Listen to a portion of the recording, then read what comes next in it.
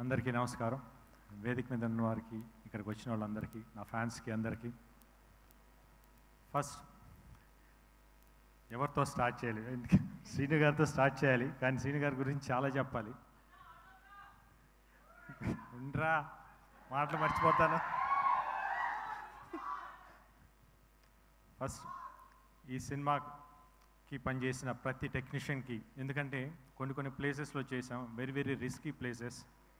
ఎందుకంటే మన art department కానివ్వండి, యూనిట్ కానివ్వండి, ఆల్ టెక్నీషియన్స్ చాలా కష్టపడ్డారు ఈ సినిమాకి.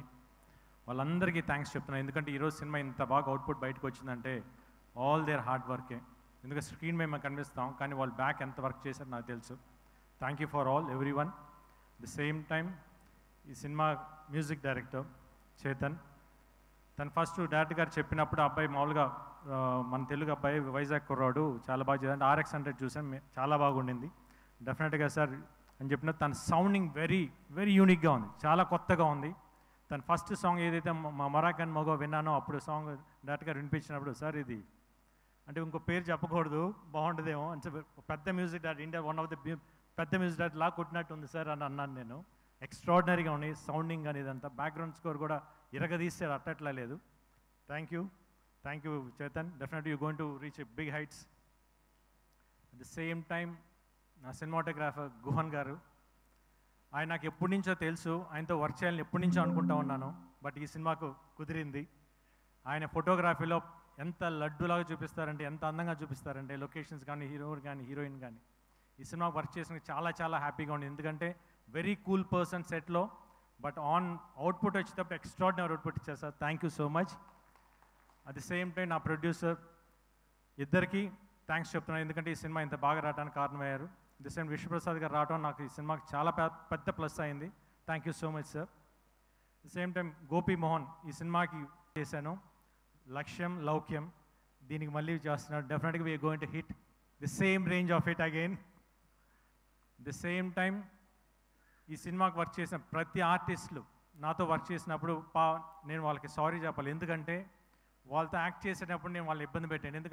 ఎందుకంటే సీన్స్ అట్లా ఉన్నాయి, వాళ్ళు చేస్తున్నప్పుడు నాకు నవ్వు వస్తూ ఉండేది. నాకు నవ్వు ఆగదు, వన్ స్టార్ట్ అయిందంటే ఆగదు. అది టేకులు చేసేవాళ్ళు పాపం. బట్ వాళ్ళు తిట్టుకున్నా కూడా నేను ఏం చేయలేను, ఎందుకంటే నాకు నవ్వు వస్తాను, ఎందుకంటే సీన్స్ అంత బాగా వచ్చినాయి. ఎక్స్ట్రాడినరీ, ఎందుకంటే సెట్లో నవ్వుకుంటూనే ఉన్నాం ప్రతి సీన్ చేసేటప్పుడు. Thanks for all the artist who cooperated with me. ఇంకా ఫైనల్లీ లాస్ట్ నా డైరెక్టర్ శ్రీను గారు. శ్రీను గారితో నేను ఇప్పుడు కాదు, ఎప్పటి నుంచో చేద్దామని అనుకుంటా ఉన్నాను.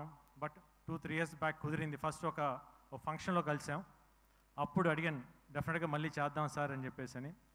తప్పకుండా చేద్దాం గోపి అని చెప్పేసి అన్నారు. అప్పటి నుంచి జర్నీ స్టార్ట్ అయింది. దాని తర్వాత శ్రీను గారితో కూర్చున్నప్పుడు ఫస్ట్ ఒక 2 లైన్లు చెప్పినప్పుడు, సార్ మీ పాయింట్స్ బాగున్నాయి, కాకపోతే ఇది నాకు సెట్ అవ్వేమో, కొంచెం న్యూ కమర్స్కి అయితే బాగుంటుంది అని అన్నాను. ఎందుకంటే I don't want to lose this opportunity to work with him, ఎందుకంటే శ్రీను గారితో వర్క్ చేయాలి నాకు అంత ఆశ ఉండింది. దాని తర్వాత ఈ పాయింట్ చెప్పింది, ఆ పాయింట్ బాగుంది sir, okay sir ready, we'll go head అన్నా.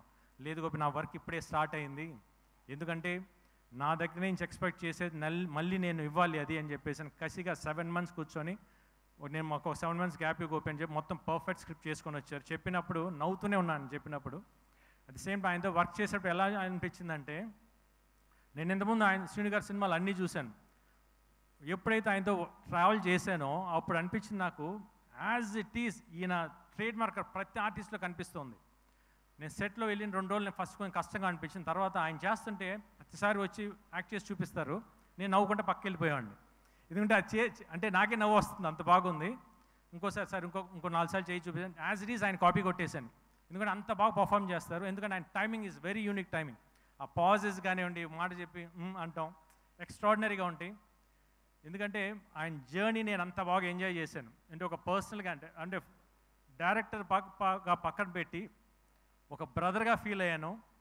Extraordinary person.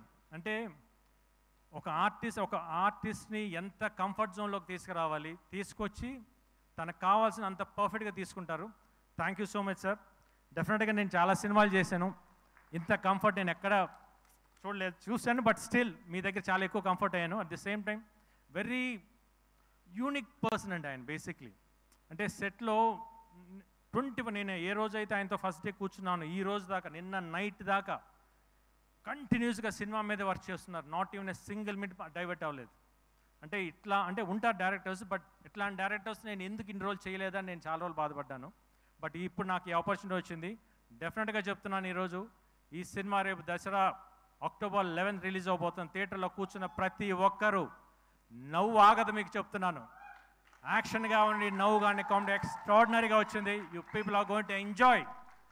One word I can say, Srinu Vaitla garu is back with a bang. Thank you so much. Thank you Gopichand garu, thank you so much. And మిమ్మల్ని వేదిక మీదే ఉండవలసిందిగా request చేస్తున్నాం. గోపీచంద్ గారి die hard fans, so Gopi గారికి చిన్న ఫెలిసినేషన్.